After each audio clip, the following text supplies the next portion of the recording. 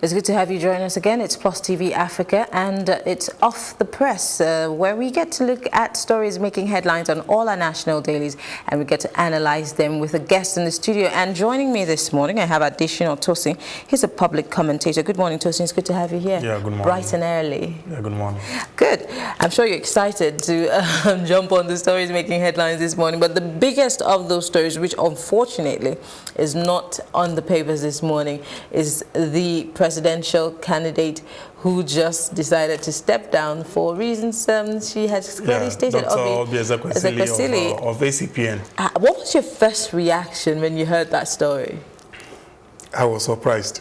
I don't want to use the word shocked. I know. Shocked because shock would be too intense. Now, I was surprised because actually she was not contesting for the election. Okay, she was just a woman. Just let me learn. She was just mobilizing for new order, people to come in to take the place after PDP and APC. And I think she organized what she called Summit of the Alternatives. And she was also part of the process that produced Fela Durotoye as the consensus candidate of PACT. That's presidential aspirant coming together, where you have Moghalu, Sowore, Fela Durotoye, and others. So I think PACT failed. Because when Fela Durotoye was announced, a lot of people had to come in, the press was not free and fair. And I think after that, she went back to the drawing table and she came out, okay, now I want to contest. So that's why I said she was not contesting initially, but she had to come in. And on Sunday, she was at the debate, and I think the debate was, she performed quite well enough, only for me to wake up this morning and I read her tweet around 6 a.m. then.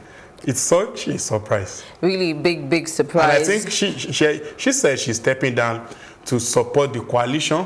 Are you really satisfied with her explanation or her reasons for wanting to step down? Because a lot of people would, I mean, I know people who would say, I want Anne Obi Ezekwesili as president. Is this going to break a lot of hearts? A lot. It will break a lot of hearts, and it will not really achieve the aim she wants to achieve, in the sense that a lot of people that are following Obi Ezekwesili today, they will find it difficult to either move to Moghalu or any other candidate. Why? And before you know it, some of these supporters will rather go for Buhari or Atiku on the long run. But why do you think it would be difficult for them to support a Moghalu or a Fela Durotoye? Do they not have any similarities, or are they not running for the same cause? I'm just curious. It's about ideology and interest. Someone like me. Do we have ideologies in Nigeria? We still have it. Really? So people still have it. Now, that's something I see. Okay. For someone to say he or she is not going for Atiku and Buhari and wants to go for Durotoye or Ezekwesili, it simply means they are not interested in the force that comes with APC and PDP. There is this natural belief that if APC does not win an election, PDP must win. But then people believe that no, it should not be APC, it should not be PDP, it should be ACPN. And I think if you watch the video of their national convention, ACPN have thousands of members around the country. So it will be very difficult to switch them off to other candidates. Some, you won't even pacify them, because people be like, why will you come out for election, 2 weeks to election, then you're pulling out when you had a wonderful time at the debate on Sunday. So it's a little bit contradictory. Okay. It's really interesting that, you're bringing up this reaction that, people are angry that she might, but this is not the first. It happens all over the world. People really, galvanize for votes and get people together only for them to say, you know what, I think that, I'm going to step aside and let this person or that person run. It's not necessarily a new thing, is it? Our democracy is still growing. So that process is not realistic a little bit. Now, it's not realistic in the sense that those countries, the democratic system there is built. So it is very easy for candidates to say, okay, I'm not going for this, my people can please do this. Easily they go. But we live in a country where some of these supporters that you see at rallies, they were mobilized to go there. So as you said, the ideology is not as strong as we think they are. So when you say it's happening in a developed country, this is Nigeria. Our democratic process is still growing, and I can tell you that by the time people wake up this morning, around 9-10, check Twitter, a lot of people will have to express a lot of reservation against Obi Ezekwesili for taking such decision at a critical time like this.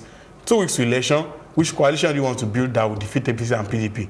I don't see that coming up. Well, I see a hashtag trending on Twitter this morning on Obiose-Ekwesili. I'm seeing that happen, and lots of Nigerians are going to go on Twitter and rant. It will rather trend for a whole day. All right, let's take a look at the Guardian newspaper. Top story is here in the Guardian newspaper. Sacked TET fund boss accuses minister of demanding 200 billion naira bribe, and that was also a top story in our bulletin this morning. Now, you were telling me something earlier on that there was also a statement that contradicts what we have on the Guardian. Tell me about it. Yes. According to Premium Times, the Premium Times story says that the TET fund boss was sacked for proposing a bribe to a contractor, not that the minister offered the bribe. So it's a bribe between him and a third party. But Guardian is reporting now that the man is accusing the minister of that. No matter how you want to look at it, there is a bribe. There was a bribe in the business, yes. So I think it's not. Sacking the man is not enough. EFCC should come in, make their investigations, and have people prosecuted for this. Because several times you always see these issues. They'll make the front page of newspaper for 1 day, 2 days. Next 3 days, you not see it again. The case will die in natural death. Of course, the people who are still calling for the head of Babachir Lawal, and so many of them, yes, and several others who have been just sent away instead of being tried. So, but do you see this happening anytime soon? These trials going to court and then people being put behind bars, maybe might serve as a deterrent? Not really. Election is coming. The government is busy. They want to win election. They want to come back to power. The opposition wants to take them away. So what they will only do is that they only make a means of this. Make a means, he says that they will let you know, okay, we are fighting corruption, we've sacked the man. In fact, EFCC might parade the man next week. And after that, they will arraign him in court.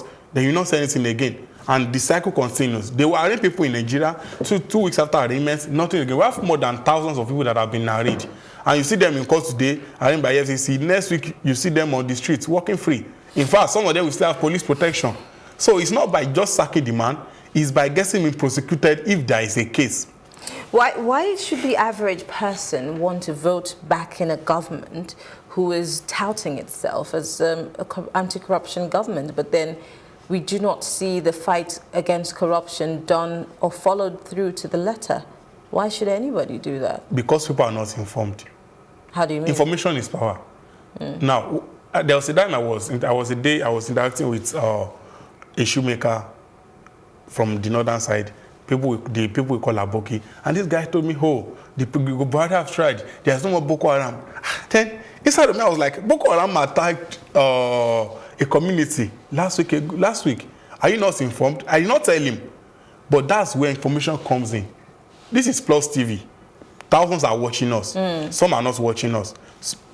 Millions of people read newspaper. Some will not read. The moment information is not circulated, people will not really get information. And also to add to it, people will vote whether the government fails or the government did not fail, because there is this issue of tribalism. People will vote based on tribalism, people will vote based on religion, and we will vote based on personal sentiment. Oh, well, let's quickly look at some other headlines quickly. Buhari vows more anti-graft battle. Atiku flays president. Still in the Guardian newspaper. INEC probes card reader in radio presenter's possession. I'd like to know more about that story. And of course, on page 5 on the Guardian newspaper, why democracy has failed to improve Africans' living conditions by Obasanjo. Quickly, do you have a word or two for that? Yeah, concerning INEC card reader, I think the video I saw the video on Twitter yesterday by this human rights crusader known as Ordinary President. Ordinary President, he runs a human rights radio in Abuja. So he brought out a card reader allegedly belonging to INEC. So he said the card reader, he got it from somewhere. This is INEC card reader. People now have it in their possession. But INEC released a statement yesterday evening that they are still making their own investigation, but they've allayed the fears of Nigerians that there is no card reader that will work in the hand of ordinary citizens, because these card readers will be when it's time for election, it will be configured for each polling unit. So even if you have one with you, it will not work. So far, it's not configured. All right, let's move to the Punch newspaper. Top story here says reps detect errors in budget. Order ministries to reconcile figures today. Another big story Buhari transmits minimum wage bill to National Assembly, and alleged 7.65 billion naira fraud. Court adjourns Orji Kalu's trial indefinitely. Yes. It's something we just talked about. And one more here. Power drunk DPO breaks Lagos carpenter's hands and leg. Yes. Let me start from the transition of the minimum wage bill. The Council of State a few days ago approved the minimum wage for 27,000. But the government came out to state their commitment to 30,000 naira. And I think that same day, NLC rejected the 27,000 naira proposal. So I think transmitting the bill to National Assembly gives the bill life. Life in the sense that people actually thought that minimum wage is dead. But at this level, they've actually sent to National Assembly, but it won't really come to fruition until after election. Why? National Assembly is currently not sitting very well. A lot of their members are in fact, the last sitting they had to adjourn it when they had just 10 members. And on that same day, the Senate President was at the Armed Forces Remembrance Day program. So all these things will not really come into fruition until after election. But at least we commend the President for transferring the bill to the National Assembly, and from the National Assembly we can move ahead. Quickly, before we move to this day, the top stories in this day, I would bring you back to the DPO drama. Yes. But this day newspaper, federal government orders IOCs to pay outstanding oil revenues to PSCs. It gives 14-day deadline and threatens defaulters with contract termination. Supreme Court decides Rivers APC primaries, Lojam under the gun tomorrow. Apparently, analysts say suit is source of Onogan's travail, contends CCT arraignment unnecessary after CJN admitted error. And of course, Saraki says Atiku didn't travel to the US as my aide. Yes. That's another story that... yes. I think the issue of the aide was part of the rumors that was flying after the man made his trip. But let me just say this. The Senate President does not have a diplomatic immunity. Diplomatic immunity are only meant for presidents, not even for their vice. And as a president, your diplomatic immunity can be removed if you have a case with the International Criminal Court. I think Omar Bashir, the last time, Omar Bashir of Sudan, last time he came to Nigeria, people actually called for his arrest because he's currently having a running battle with International Criminal Court. So for people to say Atiku travel as an aide to Saraki is not possible. He cannot travel as an aide. And no matter, even if the president is traveling to US tomorrow and a wanted criminal in the United States follows him, they will pick the person at the airport. The diplomatic community only covers the president, not even his ADC or his CSO. So that is a fallacy, and I think it is very good for the same president to make a further clarification on that. All right. In the Vanguard newspaper, female lawyer confessed to killing her husband. Police tell court. Saraki Marafa clash over 2.4 billion naira daily expenditure on fuel subsidy. And the big story here, of course, is the minimum wage as workers kick as federal government sends executive bill to National Assembly. They say the presidency is hiding under the NCS to subvert 30,000 naira minimum wage. And civil servants, teachers unions urge National Assembly to ignore the NCS and okay 30,000. Yes. It seems like the NLC is not giving in anytime soon. No. But I think the workers still need to follow up this process because the federal government have stated their readiness to abide by 30,000. But I think due to constant betrayals on the government, workers still want to play safe to make sure they continue to put pressure on the government to approve the sum of 30,000 naira for them. I'm just curious because we keep seeing these endless strikes and workers keep saying, or the unions keep saying, we don't trust these people. And the same thing with ASU. ASU is on its own strike, on its own. Yes. Why do you think that there's this recurrence of government going back on its word or backpedaling or always finding a different way to come at it? What do you think is responsible for it? Okay, the reason why we are having this merry-go-round is that, one, the government is not sincere. Now, the sincerity is this: if you sign an agreement, don't sign this agreement for political reason. Some agreements are signed for political reason. Now, you have an election coming up tomorrow. There is a demand that you should increase minimum wage to 30,000 naira.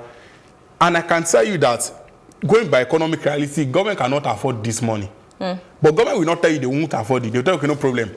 Because workers will threaten them, if you don't approve this, we will not vote for you.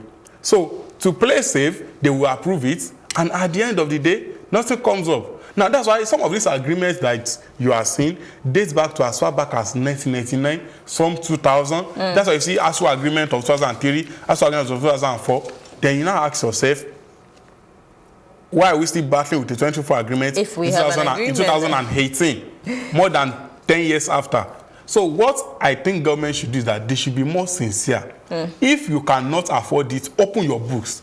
Government is too secretive. So they have Let to them know, okay, this is the amount of money we are making from oil sector. This is the amount of money we are making from non-oil sector. This is our capital expenditure. This is our economic expenditure. We cannot pay this money because we need to do this, because we need to do that.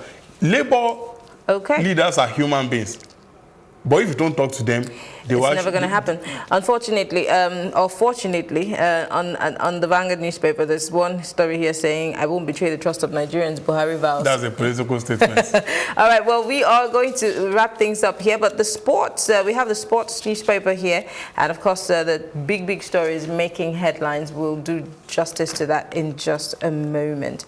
Moses lands in Turkey, set for Fenerbahce medicals ahead of loan move, and of course, we have Raw insisting that Eagles' door still wide open for Moses. All right, we'll take a short break. When we come back, more on sports.